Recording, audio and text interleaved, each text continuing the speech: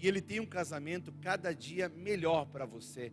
Eu lembro que umas das orações que eu e Juliane fazíamos juntos, né? E o tema desse encontro aqui, dessa ministração é amor intercede, o amor intercede, o casal intercede, o casal que se ama intercede. E eu lembro que uma das orações que nós fazíamos com frequência, tá tudo bem, pessoal, olha para cá de volta. Nós orávamos um pelo outro, dizia assim, que o amor que eu sinto pela Juliane, que ela sente por mim, aumente a cada manhã. A cada manhã se acrescente um amor um pelo outro. E na dinâmica que nós fizemos agora, quando eu pensei numa palavra para dizer para ela, a palavra que saltou meu coração foi admiração. E eu falei para ela, amor, eu te admiro demais. E ela sorriu tal, e ela disse, amor, a minha primeira palavra que veio no meu coração é admiração. E aí o Espírito Santo já ministrava meu coração, mediante essa ministração que se deu, não foi nada planejado, já não está nem o que eu estou ministrando, está não no script, estou fluindo no Espírito Santo aqui, amém? Você recebe aí? Você tem que entender, essa coisa é uma chave para a sua vida. Jamais você pode perder a admiração pelo seu esposo. Jamais você pode perder a admiração pela sua esposa. Essa admiração, ela tem que estar sempre viva, tem que estar presente no relacionamento de vocês. E qual que é a chave para que essa admiração desapareça, para que essa admiração não desapareça, que ela seja manutenida? Entre muitas chaves que nós poderíamos dar, nós vamos falar algumas coisas hoje à noite que são bem pontuais a isso, mas acima de tudo é a sinceridade. Sabemos que somos falhos, amém? Amém? Tem dias que bate o nervosismo, falamos coisas que não deveríamos falar, agimos como nós não deveríamos agir, mas nós devemos também ser humildes em reconhecer o erro, em virar para ela, em virar para ele e dizer, olha, me perdoa, eu errei, eu não deveria ter falado aquilo, eu falei de cabeça quente, e eu vou trabalhar as coisas dentro de mim para que nunca mais eu haja dessa maneira com você, porque você não merece que eu haja assim com você. Porque eu creio que o Espírito Santo, um dos nomes do Espírito Santo, o seu sobrenome é santo, ele é puro. Por isso que ele também se apresenta como água. Água tem a ver com pureza. Por isso que ele também se apresenta como pomba. O pombo é um animal que a qualquer batida de pele voa, porque ele é sensível. Eu creio que o Espírito Santo ele age através da graça, da pureza. Jesus se movia muito dessa maneira. Jesus, ele falava toda a verdade que precisava falar, mas ele era gracioso no falar. Ele não era estúpido, ele não era inconveniente, ele sabia o tempo de entrar e o tempo de sair. E na minha mente, que está recheada de Bíblia, me vem a história da mulher samaritana, em que Jesus chega e conversa com aquela mulher estava cheia de problemas. E ali ele começa o diálogo com um simples poço, uma água que aquela mulher veio tirar, e ele aproveita daquela circunstância, e ele fala, mulher, dá-me de beber. E aí ela diz assim, como sendo tu um judeu, pede para mim, dá-me de beber. Ele disse, mulher, se tu soubesse quem está te pedindo, dá-me de beber, você daria e me pediria a água que eu tenho para dar, e você teria água que saciaria a tua sede, tu nunca mais teria sede. E aí ela disse, Senhor, eu não quero. Ele vai no cerne do problema daquela mulher, na fonte daquela mulher, dizendo, eu sei qual que é a tua sede, e eu tenho a água que vai saciar a tua sede. E prontamente ela diz assim, bom, se tu tem uma água que não vai me dar mais sede, eu quero essa água. Aí foi o gancho que Jesus estava aguardando, para de maneira graciosa ele dizer assim: então vai lá e chama o teu marido. E ele já sabendo que ela não tem marido. E ela diz para ele: olha, eu não tenho marido. Ela diz assim, ela só diz isso: eu não tenho marido. E ele daí de forma graciosa diz: disseste agora a verdade, querida. Já tivesse 5. E o 6º que está lá não é teu. E aí a mulher, ela cai em si e diz assim: vejo que tu és um profeta. A conversa já mudou de tonalidade. Mas ela não se sentiu acusada, ela não se sentiu oprimida, ela se sentiu amada, amparada. Ela já estava começando a beber da água da vida e ela nem percebeu. E eu creio nesse fluir do Espírito Santo nos nossos relacionamentos, nosso casamento.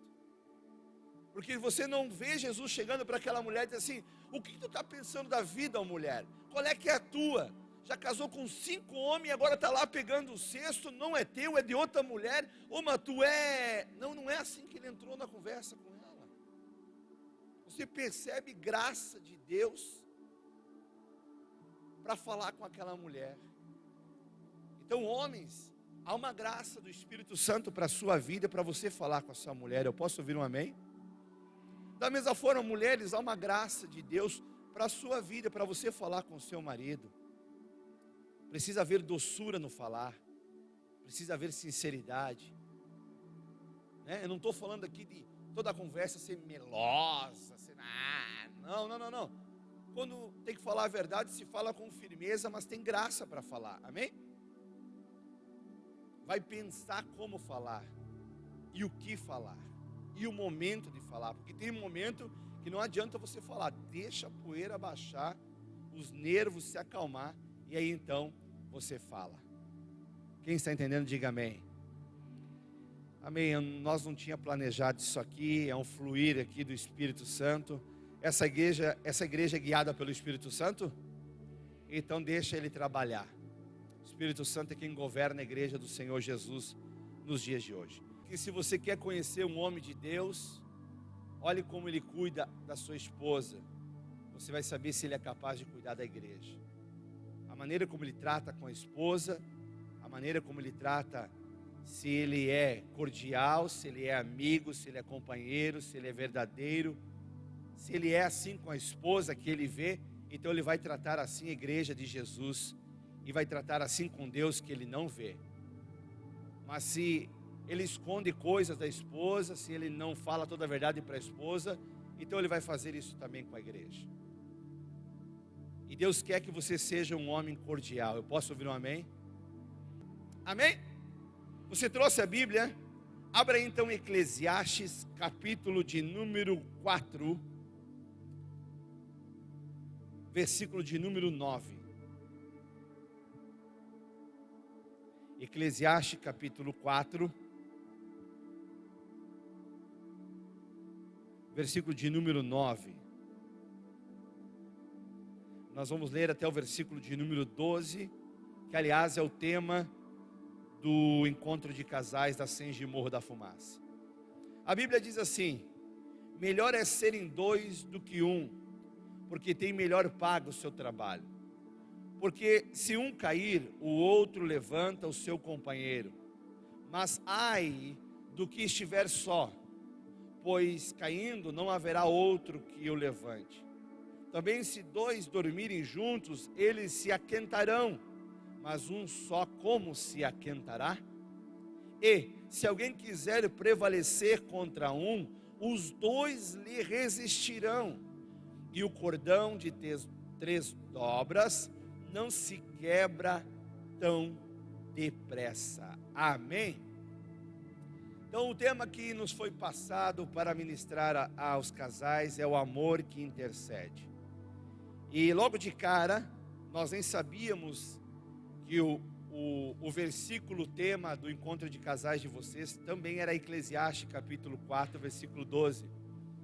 Mas quando eu e Juliane começamos a meditar nessa palavra para vocês aqui nessa noite, o versículo que veio ao coração da Juliane no primeiro versículo foi esse, Eclesiastes 4, 9.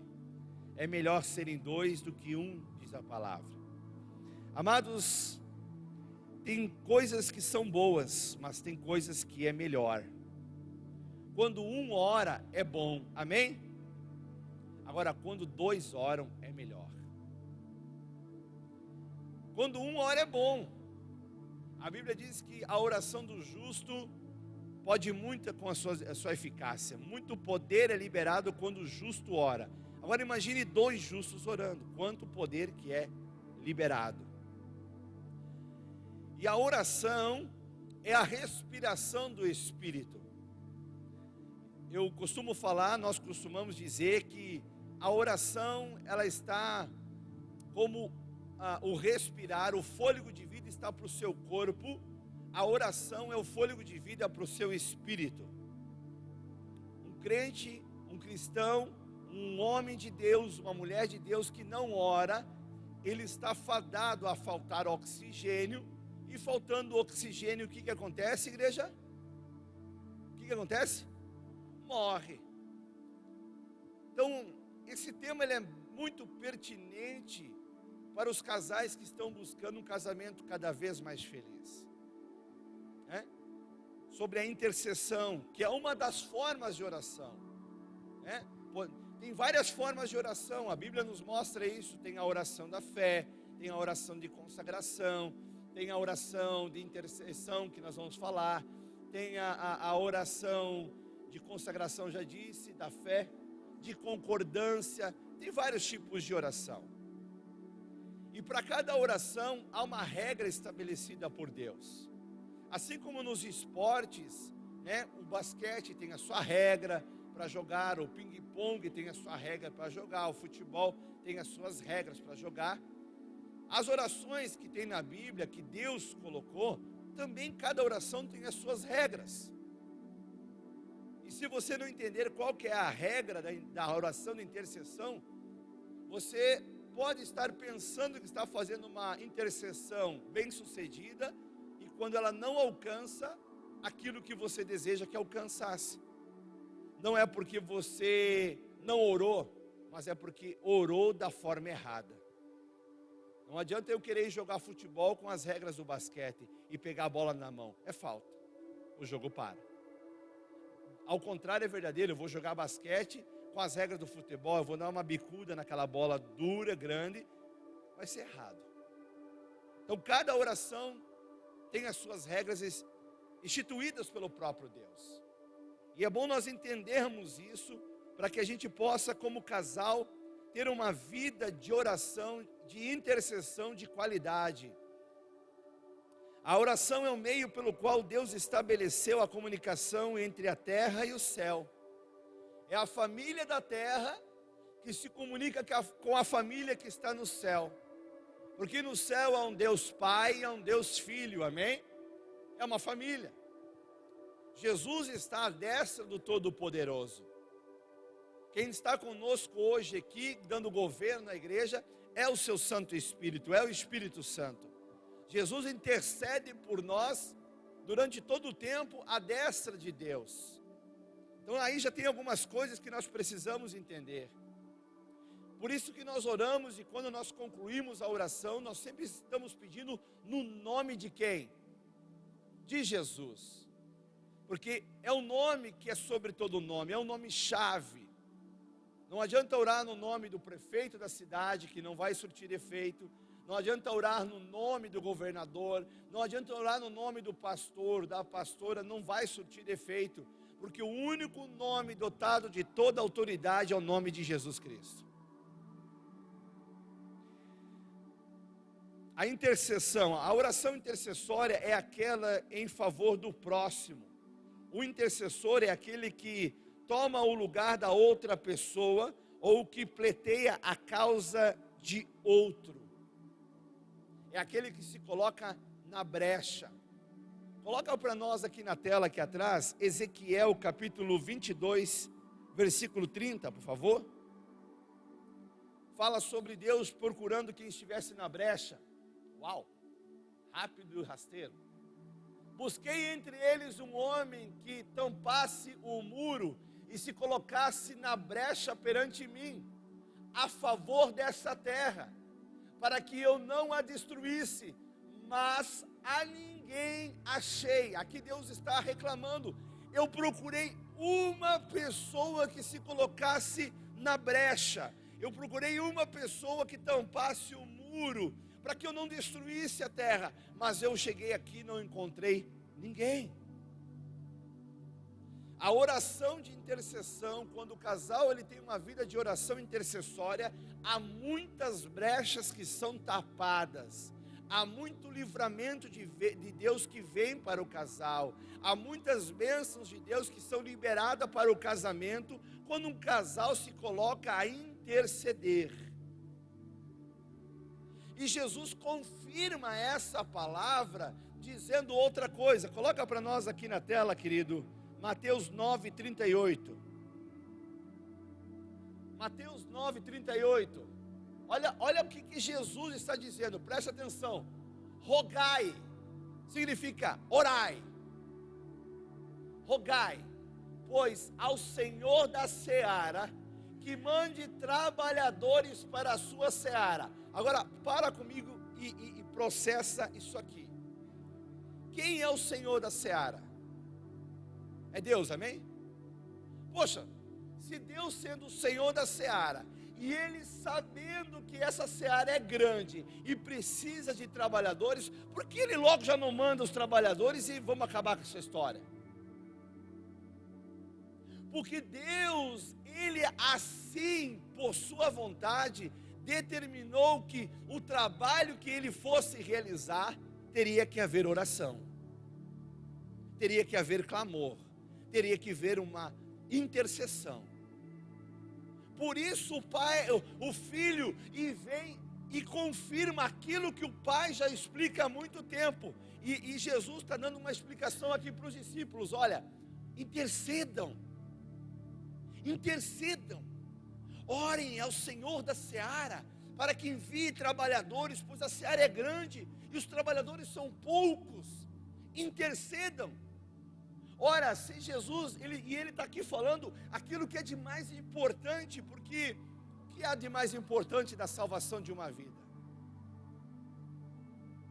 A sua salvação é importante para você, sim ou não?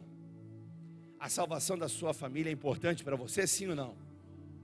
Então, por isso, Jesus de cara já diz assim, ó, o que é mais importante para que você interceda, é para que você exore, para que o Senhor da seara envie trabalhadores, a fim de que mais pessoas sejam salvas. Porque qual é o trabalho do trabalhador da seara de Deus? Pregar o Evangelho, porque o Evangelho é o poder de Deus, que tira as pessoas das trevas, e conduz ela para o reino do Filho do seu amor. É importante você entender sobre a oração intercessória. O amor intercede. O casal que tem o amor de Deus é um casal que intercede constantemente. Nós ligamos o carro lá no bairro onde nós moramos, em Criciúma, levamos nossos filhos até a igreja. Meu filho tem aula no CFC, minha filha está fazendo trabalho escolar. No que nós deixamos ele lá, eu falei, amor, vamos orar pelo culto. Não que nós não oramos, nós sempre oramos, mas vamos orar mais uma vez. E eu falei para ela, ora você. Porque se eu começo a orar, às vezes eu quero fechar os olhos, e eu estou dirigindo, eu não posso fechar os olhos. Então ela começa a orar, ela começa a interceder. Saiba que antes de nós chegar aqui, vocês já foram alvo da nossa intercessão. Cada um de vocês, nós não sabemos o nome de todos, não conhecemos todos, mas todos foram já alvos da nossa oração. Quando você tem essa consciência de como a intercessão ela é poderosa, você jamais para de interceder. Não é porque nós ganhamos o título de pastores, que agora nós estamos num status quo, que não precisamos mais orar. Não.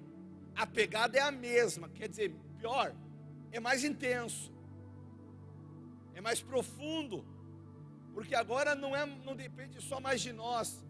Nós representamos o reino do Senhor, nós estamos na linha de frente. Ai de nós se nós não orar. Ai de nós se não vigiar. Agora, pare e pense comigo. Jesus sendo Jesus. Há vários textos bíblicos que eu poderia citar para vocês. Dos muitos momentos que ele se retirava para orar. Ele sendo Deus. Mas ele não usou dos poderes divinos nessa terra. Ele se tornou um homem, 100% homem. Se ele, Jesus, precisou orar ao Pai, quem dirá nós? Quem dirá nós? Mas nós queremos falar um pouquinho mais sobre a oração do casal. Faz toda a diferença. Jesus disse, olha, aqueles que ouvem a minha palavra e as praticam, serão homens e mulheres que edificam a sua casa sobre a rocha. Vai vir lutas, vai vir desafios, mas ele promete, essa casa ela não cai. Aleluia, essa casa não cai. Pode quebrar um trinco de uma porta, trocar um vidro, queima um chuveiro. Queima chuveiro na sua casa? Na minha queima. Vai lá, troca o chuveiro, mas a casa continua de pé, amém? Então, a pastora Juliane vai estar falando a respeito de a importância do casal orar junto.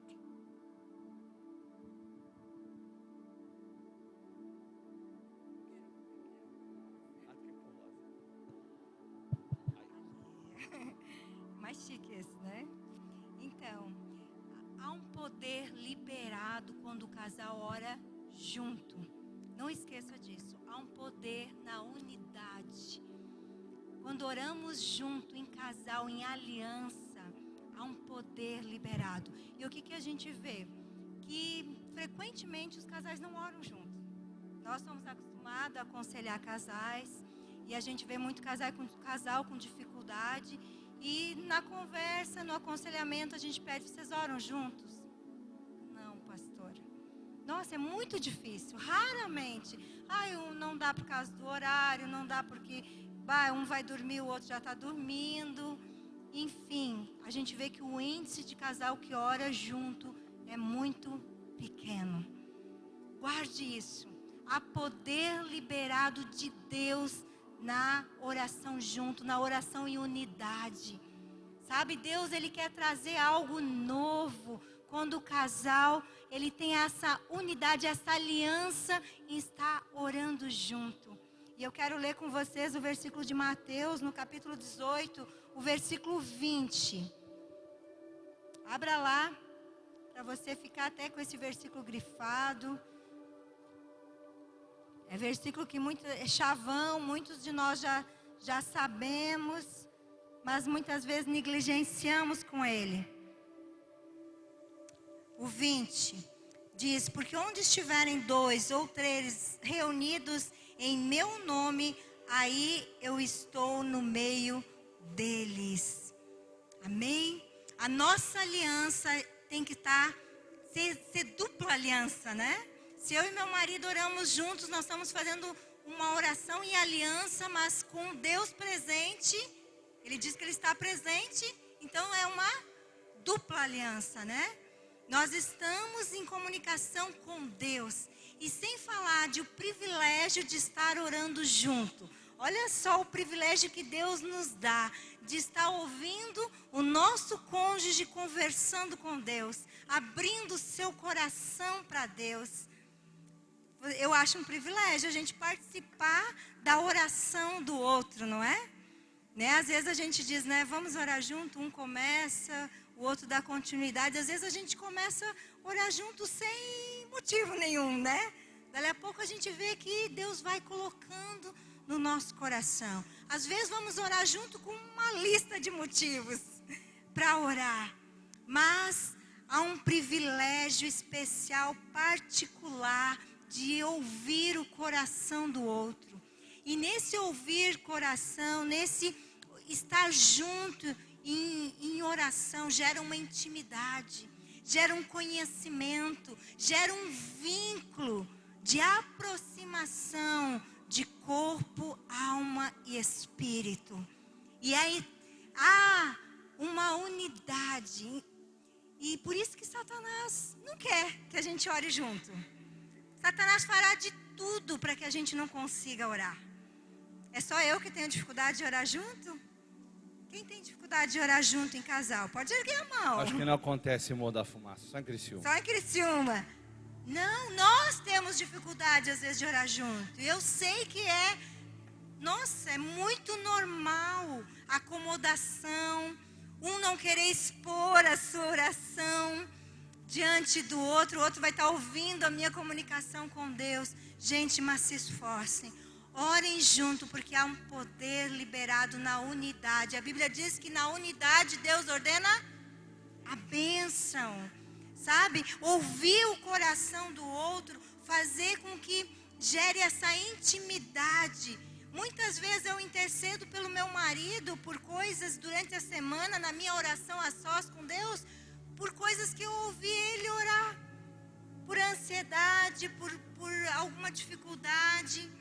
Então, que depois durante a semana eu vou estar intercedendo por ele, que ele nem sabe que eu estava intercedendo, mas porque eu ouvi a oração dele, eu vi ali uma ansiedade, eu vi ali uma preocupação, eu vi ali uma angústia, né? Como ele muitas vezes viu uma insegurança na minha oração, um medo, um temor, né? Algo que estava gerando em mim, e através da oração nós conseguimos expor para o outro muitas coisas que às vezes a gente não fala, mas a nossa oração, o nosso cônjuge está ouvindo, e ele é um com você.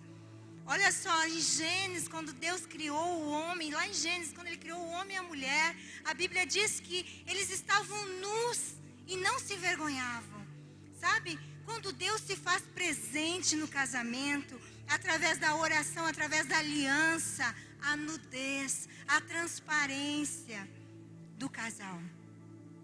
A oração faz isso, faz com que a gente tire as máscaras, tire, sabe, aquela capa de homem forte, muitas vezes, né, de homem.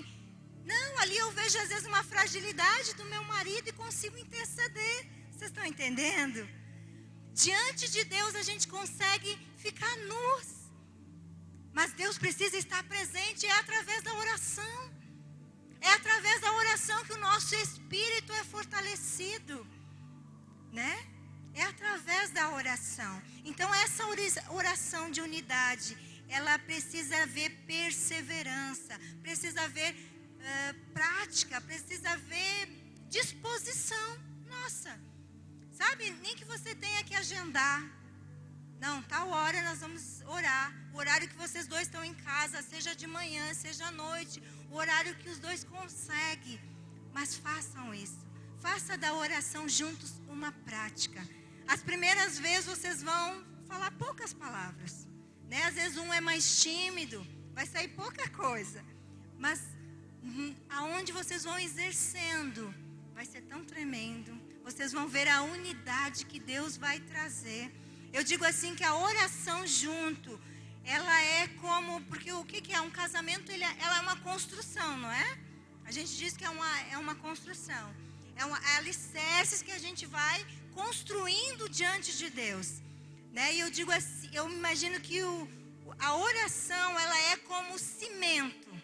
Todas as outras coisas são tijolos que a gente vai colocando, mas a oração é aquilo que vai dando liga, que vai ligando um tijolo ao outro, que vai fazendo essa construção subir com sustentação. Amém? Sabe, essa oração precisa fazer parte do casamento de vocês. Às vezes a gente quer um casamento abençoado, casamento perfeito não existe, viu? O nosso não é perfeito. Às vezes vocês podem ver, né? Já vi pessoal, pastora, mas o casado com o pastor ele parece ser fácil demais. Não, o casamento não é perfeito, mas pode ter um casamento feliz, um casamento com as necessidades supridas. Sabe, porque num casamento há necessidades da mulher, há necessidades do homem. Há o papel do homem e o papel da mulher. E quando há esse vínculo de unidade, de oração, esse vínculo espiritual estabelecido pelo casal, gente, ninguém segura esse casal. Há um crescimento. Sabe, um degrau subindo. Há um degrau que vocês vão estar subindo diariamente, anualmente. Vocês vão priorizar esse tempo, vocês vão priorizar esse casamento, essa aliança, esse retiro de casais como prioridade. Nós, desde que nós vimos que o casamento é tão importante, o casamento mostra a nossa comunicação com Deus, mostra como está a nossa vida com Deus, é o meu relacionamento com meu marido. As pessoas olham para o nosso casamento e elas verem como que é o meu relacionamento com Deus, o relacionamento dele com Deus. O casamento expõe a nosso relacionamento com Deus. Então a gente precisa investir sempre. E um retiro de casais, gente, um casal depois de ter não pode mais perder, tem que ser prioridade, sabe? Tem que ser prioridade, porque a gente vê diariamente Satanás querendo colocar empecilho, querendo trazer algo para o casamento para que seja destruído. O divórcio nunca foi com índice tão alto como hoje. Posso complementar um negócio? Pode. Você falou relacionamento.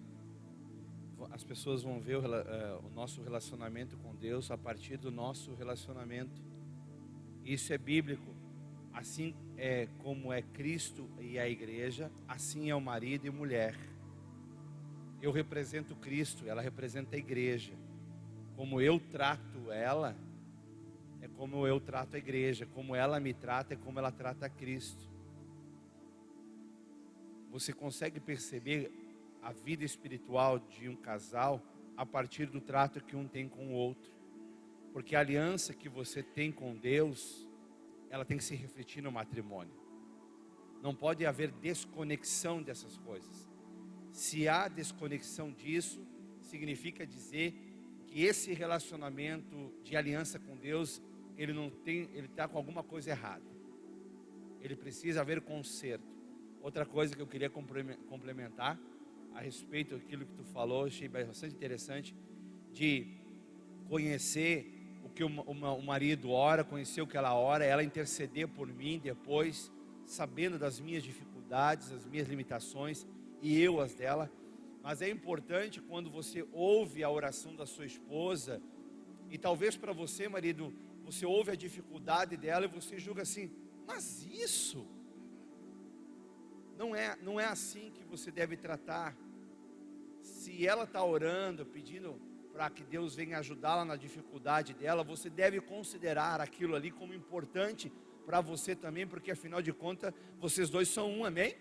Amém? Então você não deve julgar a fraqueza do outro, muito antes pelo contrário, você deve se conectar e dizer, não, eu te ajudo, que bom que você é forte nessa área, mas tem área que eu fico a desejar. Mas aí ela é forte na área que eu sou fraco, então ela intercede comigo. Amém? É importante você entender isso, para que você ali está orando assim, a mulher está falando uma dificuldade, você ali, meu Deus, ela tem dificuldade nisso. Não é assim. Senhor, ajuda ela, Pai. Em nome de Jesus, eu me coloco na brecha pela vida dela. Eu me coloco na brecha pela vida dele. Amém? Amém ou não amém? Juntos somos mais fortes, né? Olhe para o seu cônjuge aí e diz, juntos somos mais fortes. Amém? Orem juntos, estabeleça. Olha, mulheres, vocês vão ter que puxar mais para isso acontecer. Estou dando a dica. Porque muitas vezes não é que o homem não puxe. É que eu vejo que a mulher, ela tem mais a sensibilidade. Por isso que nós somos auxiliadoras, ajudadoras, aquelas que vão ver, e quando a gente sente, vamos orar. Teve momento assim, metade da manhã, vamos orar, amor, por isso, vamos orar por aquilo.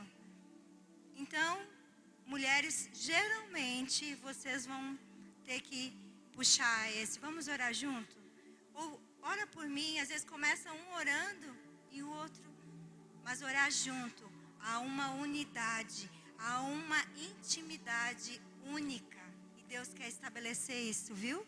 Esse vínculo maravilhoso. Há batalhas que vocês vão vencer e que vocês não venceram ainda espiritualmente, que vocês vão vencer somente na oração juntos. Há batalhas que é só na unidade, que Deus vai ordenar a bênção. E eu quero ler o versículo anterior ali, o 19. Que é a oração de concordância.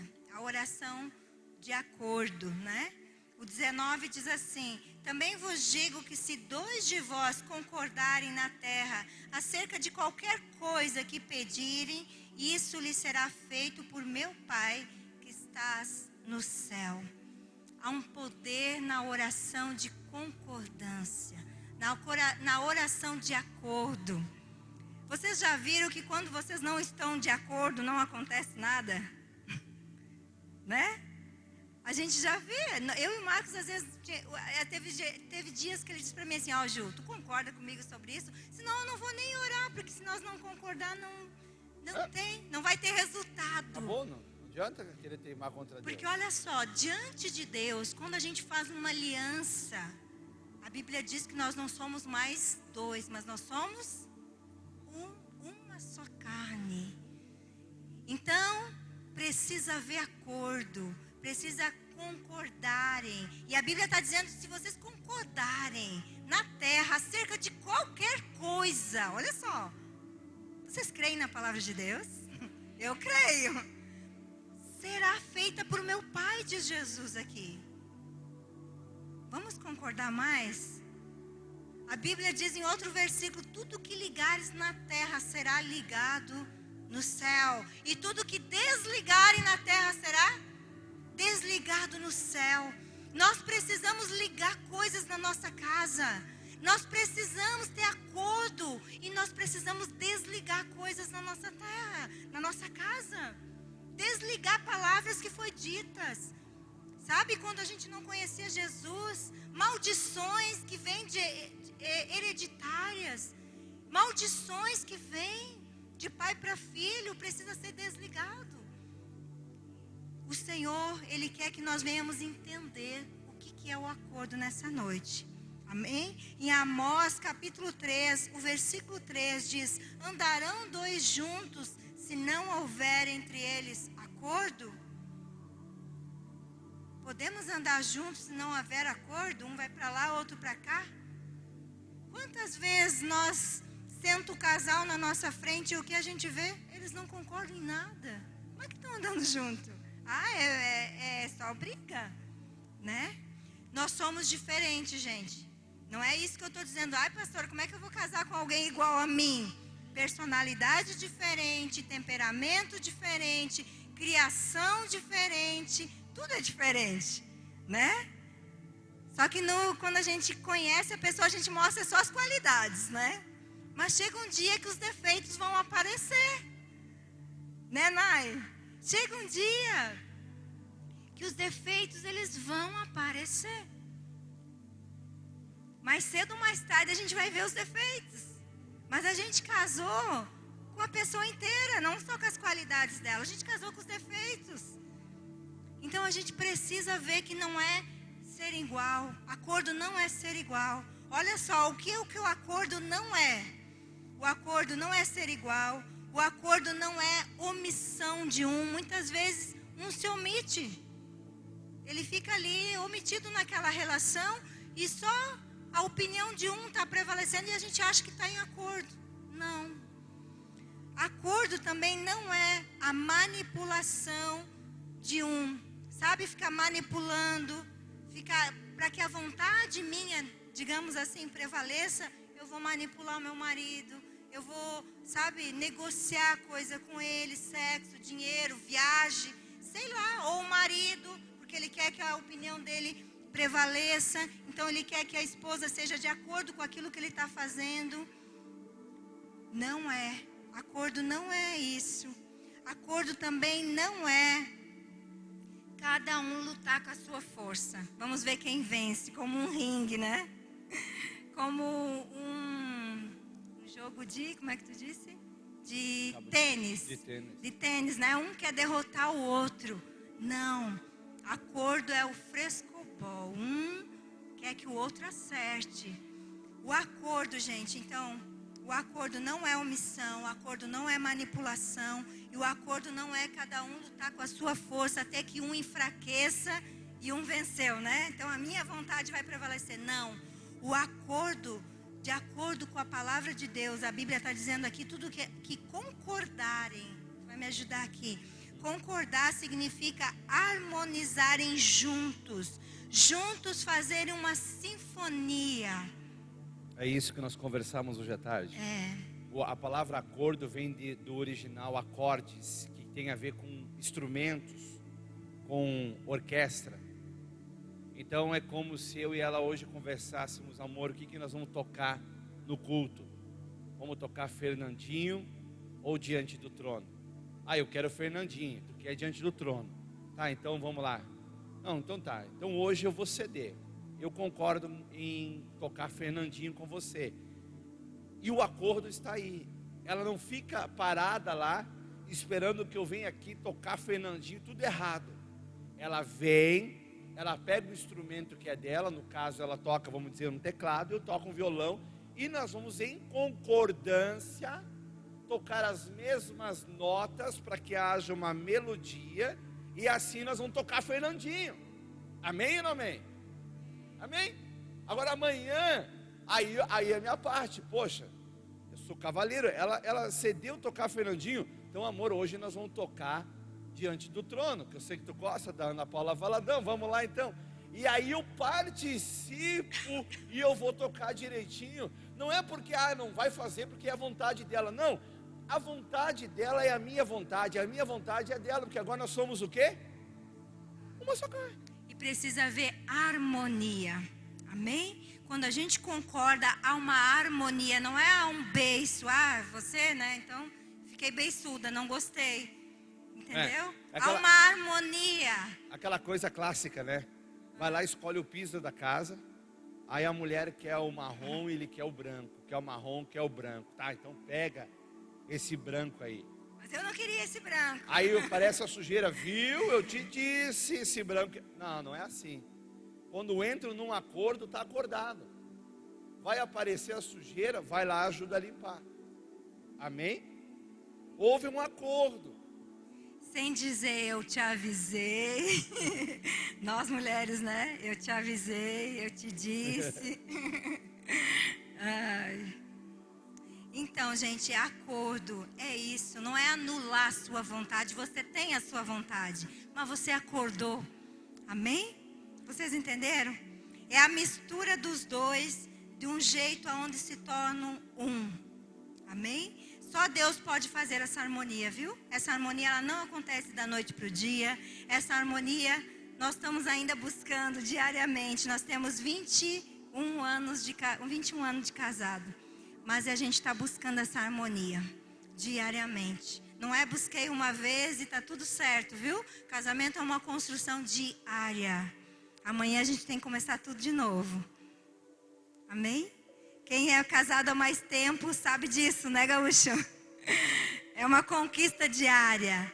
Uma busca diária. Sabe que algumas músicas já toca só, né? Um vaneirão, um shot e sai rapidinho. As músicas novas a gente tem que ensaiar. Ter o acordo, ter o acorde, ter a harmonia. É isso que significa. Amém? Quem entendeu aí diz um amém. E mais para nós encerrar aqui o do acordo. O verdadeiro acordo não é a minha vontade e nem a vontade do Marcos, mas é a vontade de Deus. Amém? A vontade de Deus tem que prevalecer neste acordo. A vontade de Deus, ela tem que ser maior que a minha vontade e maior que a vontade dele. Né? Em 1 João 5,14 diz que esta é a confiança que eu tenho para com Deus. Se pedimos algo segundo a vontade dele, ele nos ouve.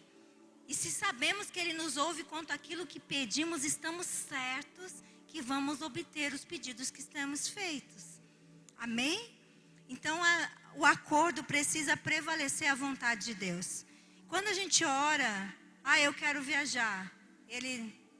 Mas o dinheiro está pouco. Vamos orar, vamos pedir a vontade de Deus, a direção de Deus. E a gente diz, não, se nós tiver dinheiro, se der tudo certo para as passagens, a gente encontrar naquele valor, é vontade de Deus. A gente estabeleceu aqui um princípio, a gente orou e a vontade de Deus aconteceu, deu tudo certo. Deu dentro do valor que a gente tinha, vai dar para ir no lugar onde a gente quer. é vontade de Deus, vão e aproveite. Deu tudo errado, não deu passagem, não deu... Amém, fique em paz. Não é vontade de Deus nesse momento, nessa hora. Amém, nós temos que entender este acordo quando a vontade de Deus é estabelecida. E a vontade de Deus, o parâmetro da vontade de Deus para nós sempre vai ser a palavra de Deus, né? Sempre tem que estar de acordo com a palavra de Deus. Nunca foge da palavra de Deus, a vontade dele, né?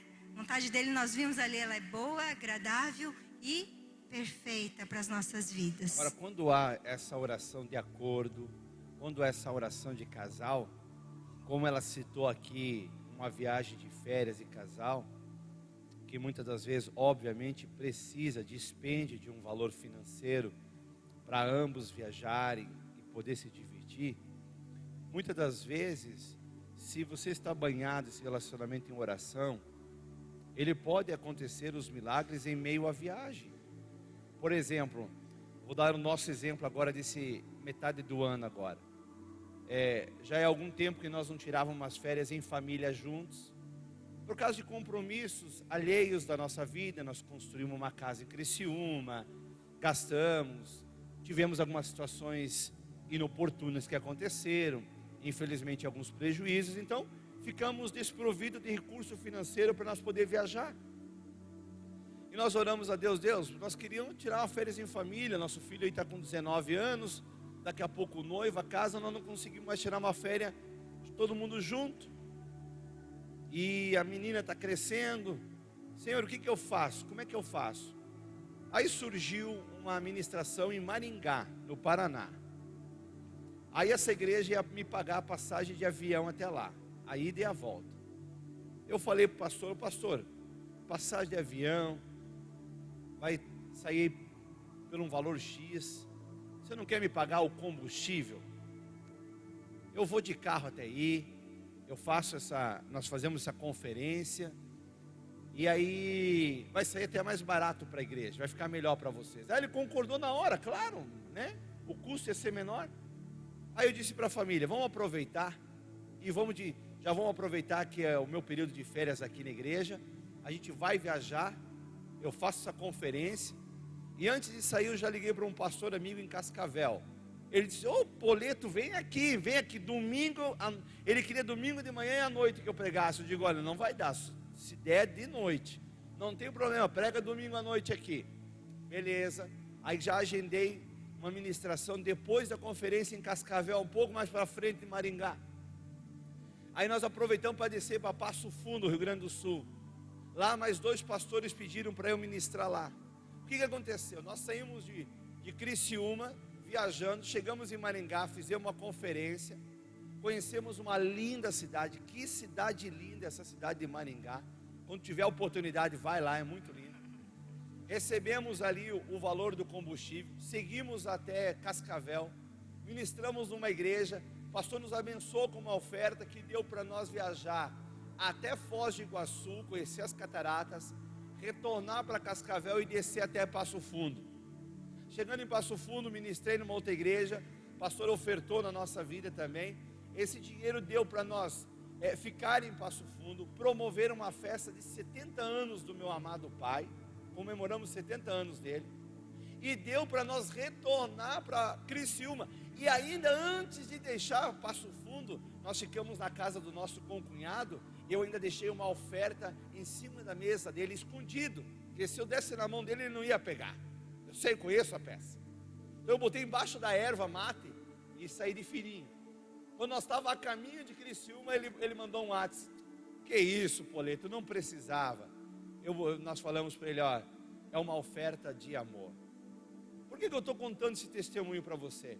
Porque uma vida de oração vai te levar a viver os milagres de Deus. Vai te levar a não ficar tão limitado. Vai te levar a uma vida de ousadia, como casal. Amém? A minha esposa não foi desconfiada na viagem, ela foi tão confiante como eu estava, ao ponto de ter toda a provisão de Deus, de eu poder ainda deixar uma oferta na casa do meu concunhado. E isso tudo é um benefício de uma vida de oração. Não aconteceu do dia para a noite, já são 20 anos de oração, né? São 20 anos de entrega, são 20 anos de fidelidade. Nós não brincamos com a vida cristã. E você também não deve brincar com a vida cristã. Eu posso ouvir um amém? Tem mais alguma coisa do acordo, meu amor? Tem, só finalizando aqui, eu gostei muito desse tema, o amor intercede. Porque a gente vê que a intercessão, o alimentar do Espírito, ele faz toda a diferença na nossa alma e no nosso corpo. Quando Deus ele criou o homem do barro, e a Bíblia diz que ele soprou o Espírito, né? Então é o Espírito que dá vida à alma e a alma que dirige o corpo. Então o Espírito ele é muito importante. E num casamento há uma ligação de corpo, alma e Espírito. E a gente precisa ver a conexão do nosso casamento. A nossa conexão está só de corpo? Está de corpo e alma? Está de corpo, alma e Espírito? Precisa haver uma conexão de corpo, alma e Espírito para o seu casamento estar bem, saudável, bom, perfeito, maravilhoso. Porque senão há brechas. E Satanás encontra brechas. Ou nas emoções, na alma, não há uma ligação de alma. Não há uma ligação de corpo. E ele encontra brechas. E olha só, a ligação de espírito, ela é fundamental, porque ela liga a alma e liga o corpo. A ligação de espírito é fundamental. A oração vai fazer essa ligação de corpo e de alma. Porque quando a gente ora junto, a gente escuta a alma do outro, a gente escuta o desejo do outro, a oração do outro. E há uma ligação. Tem noivos aqui? Tem casal de namorado? Noivo não? Todos casados? Amém. Já vi casal casar com o corpo, né? E depois ter grandes problemas. Por que muito casal se divorcia? Se divorcia um dia? Casou com o corpo. Não houve conexão de espírito, não houve conexão de alma. Ou casou com a alma, só as emoções. Há problema. Então a conexão precisa ser nas 3 dimensões: corpo, alma e espírito. Amém? E o espírito precisa ser bem fortalecido, porque ele vai dirigir o espírito. O espírito, aliás, vai dirigir a alma, e a alma vai dirigir o corpo. E vocês são um. Amém? Amém. Então vamos para a parte prática do culto de hoje, né? O amor intercede. Eu quero trazer aqui para você, para mim, o melhor exemplo de intercessão que eu vejo no Novo Testamento, que é a vida de Paulo. Paulo, disparado, ele é o melhor exemplo de intercessão. Vou mostrar para você. Coloca na tela para nós, Atos capítulo 27, versículo 9. Nós vamos ler do 9 até o 11. E eu quero trabalhar esses versículos aqui junto com você, querida igreja. Olha só. Aqui, qual que é o pano de fundo aqui dessa situação aqui bíblica? Paulo, ele estava sendo levado até Roma, ele era preso. E ele já tinha recebido a direção do Espírito Santo que ele haveria de pregar em Roma a palavra de Deus. Mas aqui ele estava numa situação de um homem preso. E há uma situação que acontece quando eles encostam um barco em Creta. E ele diz o seguinte, ó: depois de muito tempo, tendo se tornado a navegação perigosa, e já passado o tempo do dia do jejum, admoestava-os Paulo. Paulo admoestava o capitão do navio, o mestre do navio e aos que estavam na embarcação com ele. E o que é que ele admoestava? Próximo versículo. Dizendo-lhes: senhores, vejo que a viagem vai ser trabalhosa, com dano e muito prejuízo, não só da carga e do navio, mas também da nossa vida.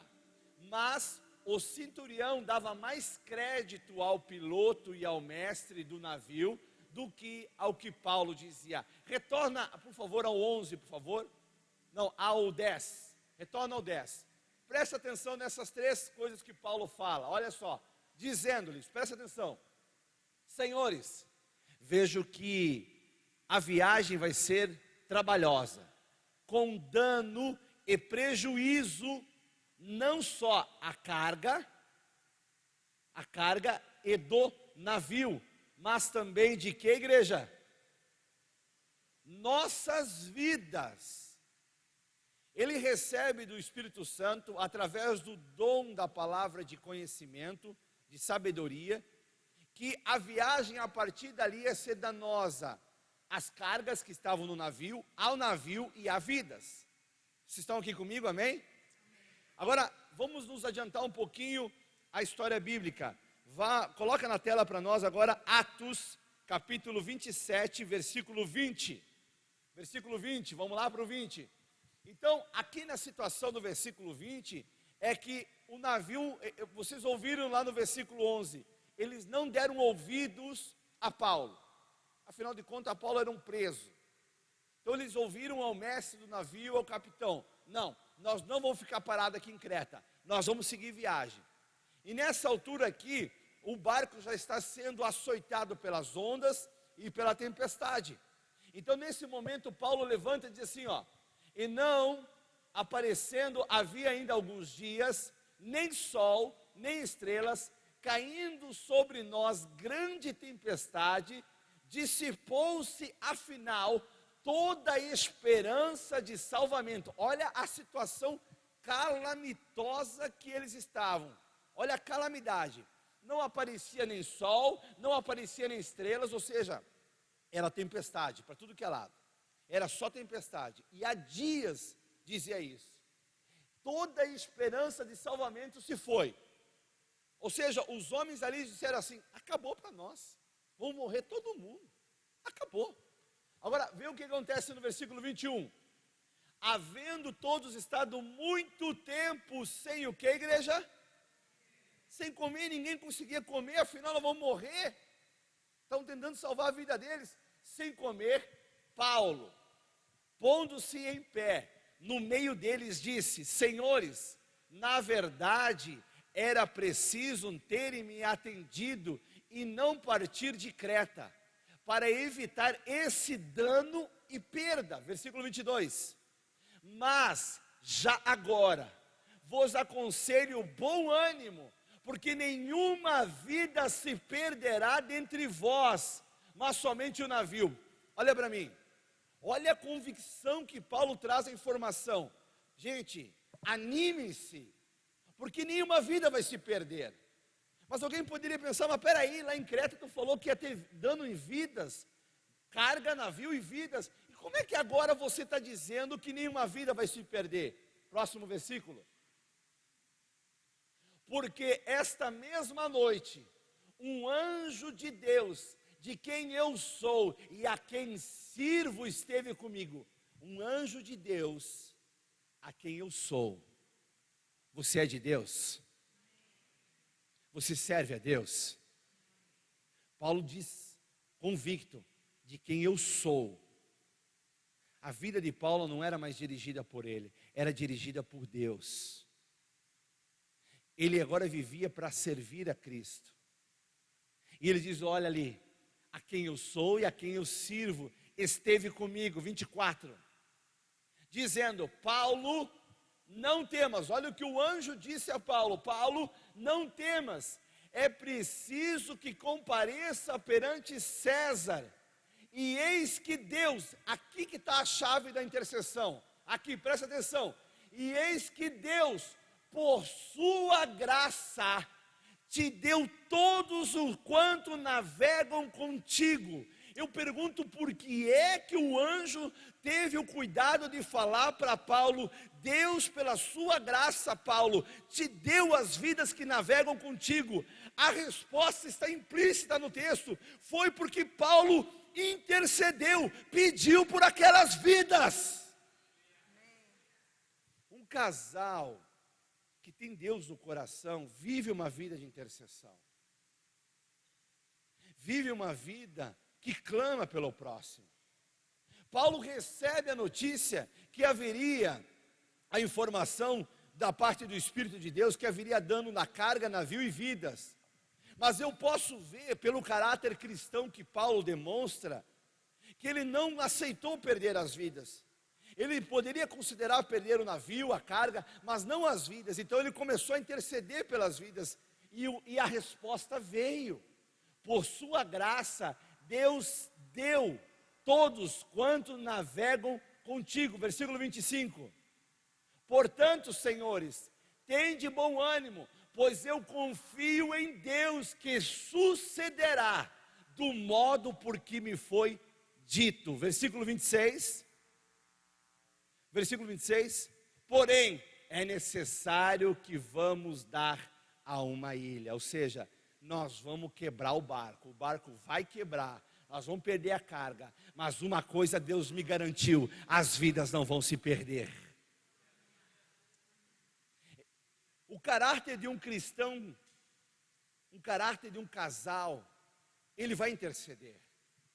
Ele jamais vai se limitar a dizer assim: aquela pessoa é impossível, aquela situação é impossível, porque serve ao Deus do impossível, amém?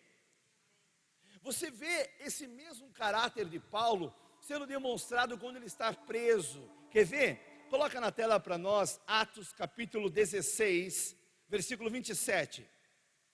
Atos 16, 27. Aqui a situação, olha só. Paulo, ele havia pregado o evangelho nessa cidade. Ele expulsou um demônio de uma moça que ela adivinhava. E por causa que ela provocou prejuízos aos senhores que detinham o poder sobre essa menina, ele apanhou nessa cidade. Ele foi preso. E o que aconteceu ele estando preso? Ele não ficou de reclamação, ele não ficou murmurando. A Bíblia diz que Paulo e Silas, eles adoravam a Deus e oravam. E quando eles oravam a Deus e adoravam, aconteceu que o poder de Deus desceu naquela cadeia, a cadeia tremeu, as portas se abriram e todos ficaram livres. Aí o guarda, ele percebe, olha só, versículo 27, o carcereiro despertou do sono, e vendo abertas as portas do cárcere, puxando a espada, ia suicidar-se, supondo que os presos tivessem fugido. Se o carcereiro acorda, e ele vai de cela em cela, e vê que as celas estão vazias, aonde estavam esses presos? Escondidos. Escondidos, eles não tinham saído. Muito provavelmente eles estavam esperando o momento certo de dar o vazare, né? Talvez eles já iam fugir, mas o carcereiro acorda. E agora, nesse momento que o carcereiro vê que a cadeia está vazia, e eles estão vendo a cena, ele está puxando a espada para se suicidar. E Paulo, pelo caráter cristão que ele tem, que ele é, de intercessor que ele não deixa o carcereiro fazer essa bobagem. E olha o que acontece no versículo 28. Mas Paulo bradou em alta voz: não te faças nenhum mal, que todos aqui estamos. O primeiro X9 da história foi Paulo. Imagine os presos, estava todo mundo esperando o carcereiro morrer para ir embora, e Paulo diz: não faça isso contigo, a galera está tudo aqui, não te mata. O amor intercede. Eu posso ouvir um amém? Nesse momento que Paulo impede a morte do carcereiro, ele demonstrou o amor de Deus pela vida do carcereiro, e isso impactou o carcereiro. Olha o que acontece no versículo 29. Então o carcereiro, tendo pedido uma luz, entrou precipitadamente e, trêmulo, prostrou-se diante de Paulo e Silas. Versículo 30. Depois, trazendo-os para fora, disse: senhores, que devo fazer para que seja salvo? 31. Respondeu-lhe: crê no Senhor Jesus, e serás salvo tu e a tua casa. E houve salvação naquela casa. Escute, querida igreja, queridos casais, Às vezes eu ouço as pessoas dizer: pastor, eu não sei pelo que eu devo orar. A gente já entende que a pessoa não sabe por que deve orar, porque lê pouco a Bíblia, porque quem lê a Bíblia tem muita coisa para orar. Eu vou te dar algumas dicas do que você deve interceder. Você deve interceder primeiramente pela sua esposa. Esposa, você deve interceder pelo seu marido. E essa intercessão, ela é contínua. E essa intercessão é até que a morte vos separe, amém? Amém? Quando você intercede pelo seu marido, quando você intercede por ela, você está claramente demonstrando o amor divino sobre essa pessoa. Porque essa intercessão, ela é poderosa. É a pessoa com quem você tem aliança, é a sua companheira, é a sua amiga, é a sua confidente, é o seu confidente, é o seu amigo, é o seu companheiro. Ele é digno das suas orações, de sua intercessão. Porque quando um ora pelo outro, intercede, ou eles estão intercedendo juntos, ou de maneira particular intercedendo, você está cobrindo essa pessoa de amor, do cuidado de Deus, livramentos. Pelo que mais você deve interceder? Você deve interceder pelos seus filhos. Os seus filhos precisam da sua intercessão. Casais jovens que ainda não têm filhos, já orem pelos seus filhos. Juliana e eu já orávamos antes dela estar grávida. Oramos quando o Marcos estava na barriga, a Melina estava na barriga. Oramos pela sua infância, oramos pela sua adolescência, oramos pela fase adulta, oramos pelo casamento, oramos pela a esposa que o Marcos vai receber, oramos pelo marido que a Melina vai receber, oramos pelos estudos dos nossos filhos. Sempre quando nós oramos para os nossos filhos intercedendo, nós oramos: Senhor, que eles tenham facilidade no aprendizado escolar, que eles não precisem, Senhor meu Deus, de muita repetição para aprender, mas que eles aprendam com facilidade. Assim como Jesus crescia em sabedoria e graça diante do Senhor e dos homens, assim os nossos filhos também cresçam. Nossa oração era constante assim. E para louvor e glória do Senhor, nós podemos testemunhar aqui para vocês. As notas dos nossos filhos sempre foram boas, nunca ficaram em segunda época, sempre passaram por média, muitas das vezes terminando o ano com nota 9 no geral, em todas as matérias. Coisa que eu e Juliane, se nós juntássemos no nosso boletim, não dava 7. Você entende o que eu digo? É oração mesmo. É oração. E é um privilégio poder orar pelos nossos filhos desde o ventre. É intercessão. Eu me conto privilegiada. Então você que pode, você deve de orar desde o ventre, antes de estar grávida. É um privilégio de Deus e é único, e a gente colhe todos os frutos de oração, viu? Ore mesmo. A gente tem muito testemunho de oração dos nossos filhos. Ore pela carreira dos seus filhos. Se é para eles servirem no corpo de Cristo, amém que seja, mas que sirva com excelência, com amor, com entusiasmo, com força, com vida. Não é aquela coisa cansada: eu estou cansado, não sei o que, do ministério, não sei o que. Não! Aonde Jesus está, se Ele te coloca como um engenheiro, como um advogado, você vai ter vida. Se Ele te coloca como um empresário, como um pastor, você vai ter vida de Jesus para desempenhar aquilo ali com excelência. Eu queria que o Marquinhos fosse jogador de futebol, muito porque era o meu sonho. Eu estava tentando transferir o meu sonho para ele, né? Mas eu orava: a Deus, que não se faça a minha vontade, mas a sua. Meu filho está consagrado ao Senhor. E olha que eu fiz força, né, amor? Fez. Botei escolinha de futebol e o menino joga bem. Não é porque é meu filho, joga bem. Mas ele tinha um sonho que Deus colocou no coração dele, de ser engenheiro civil. E quando ele passou na prova do Enem, ainda não tinha o curso de engenheiro civil na Federal em Criciúma. tinha só na Unesc. E nós, dentro da nossa realidade, não havia como pagar essa faculdade para ele. Até fizemos a matrícula, mas nós já estávamos orando, intercedendo: Senhor, nos ajuda. Nos ajuda, porque sabe o que aconteceu?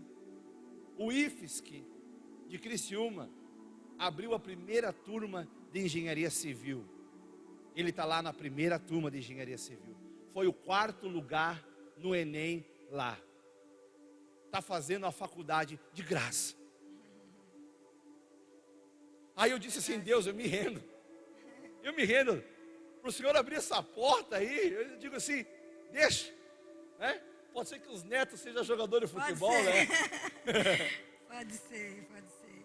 Mas quando você ora, as respostas vêm, amém? Amém ou não amém? Amém. Ora pelos seus filhos. Pega na mão da sua esposa e diz: nomeia, Senhor, que o Paulinho, Pai, cresça em estatura e sabedoria, que a Maria, Senhor, guarda a Maria, guarda das más amizades, livra das más amizades, das más conversações, né? Porque olha o que tem hoje aí, gente. Na nossa época, para saber uma notícia ruim, né, ela chegava, mas demorava um pouco. Hoje o WhatsApp é eletrizante.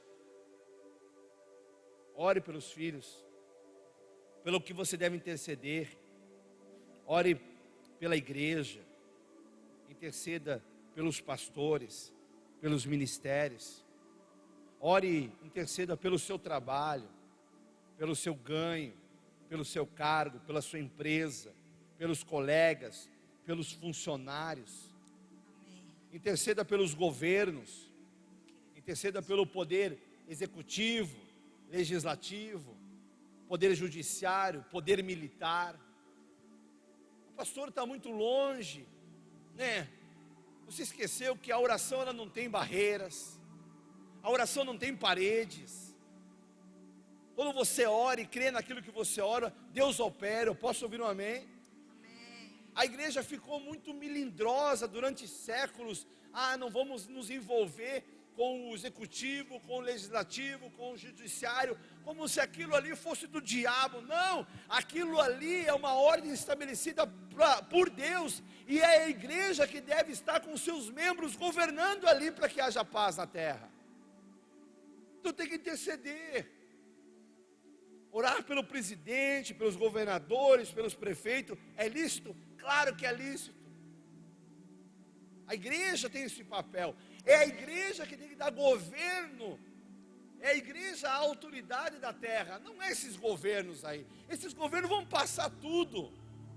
São homens fadados ao fracasso. Se não encontrarem em Cristo misericórdia para a vida deles. Ore primeiramente para que eles encontrem Cristo. Amém? Amém. Mas uma coisa não vai passar, a saber, a igreja do Rei Jesus. Ore pela salvação. Ore pela salvação dos seus amigos. Ore pela salvação dos seus familiares. Ore pela salvação da sua cidade. Interceda pela sua cidade. Ore, interceda, clame a Jesus, e você vai ver as coisas sendo estabelecidas. Eu lembro que uma vez nosso cunhado, minha cunhada, meu concunhado, irmã da Juliane, eles foram para uma religião chamada Mormons, os Mormons, que na verdade é uma seita, e eles estavam muito firmes lá. Eu lembro que Juliane e eu nos colocamos a orar por eles. Nós até usamos um texto bíblico de, eu acho que é 1 Coríntios, as armas da nossa milícia não são carnais. É 1 Coríntios 10, 4, 10, agora não lembro mais, ou é 2 Coríntios. Diz lá que as armas da nossa milícia, elas não são carnais, mas sim poderosas em Deus para destruir os sofismas e toda altivez que se levanta contra o conhecimento de Deus, e leva toda a mente cativa ao senhorio de Jesus. Nós oramos nomeando essas pessoas, meu cunhado, meu concunhado, minha cunhada, e foi questão de meses. Eles vieram até a igreja, se renderam a Jesus, e até hoje estão servindo a Jesus numa igreja quadrangular lá em Passo Fundo. gente tivesse a dimensão de ver o mundo espiritual, a gente orava muito mais, né? A gente não tem noção do que acontece. Às vezes não aconteceu ainda no natural, mas no mundo espiritual já aconteceu. Há muralhas que já estão sendo derrubadas no mundo espiritual e a gente ainda não viu no natural. E muitas vezes a gente desiste de orar porque a gente não viu, né? Às vezes a gente desiste de orar pelo nosso cônjuge porque não vimos a mudança que estamos buscando. Desistimos de orar às vezes pelo próprio filho porque não vimos a mudança. Mas há poder na oração, na intercessão. Amém? E eu quero, para nós encerrar aqui, estar falando somente de uns benefícios, para que você lembre dos benefícios da intercessão, da oração, e nunca desista de orar. Amém? Então, primeiro benefício é a proteção para a relação. Quando a gente ora, a gente está fazendo uma proteção espiritual. Há um aperfeiçoamento pessoal e conjugal através da oração, da intercessão. Há uma melhor capacidade de compreender o outro. Quando nós oramos, há uma capacidade vinda por Deus de compreender. Olha que tremendo o benefício disso. A capacidade para substituir o egoísmo. Sabe, a gente para de olhar só para mim, eu consigo olhar para o outro. Amém? Há uma maior disposição em perdoar. Isso é benefício de oração, de interceder pelo outro, né? Um diálogo mais claro e pacífico. A gente consegue ter um diálogo melhor, né? Nós mulheres gostamos de dialogar, de conversar bem mais que nossos maridos, né? 25 mil palavras. Ontem, ele estava meditando para ministrar ontem à noite. Ele ficou sábado e domingo meditando. Ontem à noite eu queria gritar. Eu disse para ele, agora conversa comigo, que tem 25 mil palavras, já estou acumulada. Estava desesperada. Chegamos em casa do culto, assim, agora conversa comigo, agora fala comigo. Então tá, vamos conversar. Porque ele estava meditando, eu preciso deixar ele meditar, né? Falar com Deus. Eu disse, agora conversa comigo. Brincadeira, gente, mas a gente precisa... Há um diálogo maior e mais pacífico quando a gente, né, intercede pelo outro. Há um fortalecimento do amor, né? Eu oro, o Senhor multiplica o meu amor pelo meu marido, multiplica o amor dele por mim. Precisa orar, viu? Deus multiplica. Há uma força espiritual para rejeitar tentações. Há tentações no nosso casamento e a gente não pode fechar os olhos para isso. Mas quando a gente intercede, essas forças espirituais, elas caem por terra, de tentação. Mais capacidade e aceitação dos defeitos, das falhas, daquilo que eu falei, não somos perfeitos, né? Há uma proteção para os nossos filhos, há mais animação para continuar, né? Já viu casais que estão juntos, estão na mesma casa, mas são desconhecidos? Já desistiram de continuar?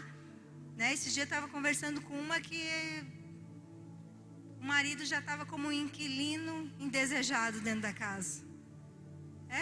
Ela disse, eu pago tudo, pastora, eu que mantenho, ele só está lá e eu não vejo a hora que ele saia de uma vez. Eu disse, meu Deus, o marido está como um inquilino indesejado ainda. Misericórdia, sabe? Mas porque não tem mais conexão nenhuma. Então, precisa haver sempre essa animação de continuar. Mais autoridade nas batalhas espirituais. Quando a gente intercede junto, há mais autoridade. Deus ordena mais autoridade quando nós estamos juntos, em unidade. E gera temor a Deus. Quanto mais nós oramos junto, mais nós tememos essa palavra. E é chave para o nosso casamento, o temor. A Bíblia diz, bem-aventurado o homem que teme a Deus. Amém? Há temor gerado no nosso coração diariamente quando intercedemos. Amém? Era isso, né, amor? É isso.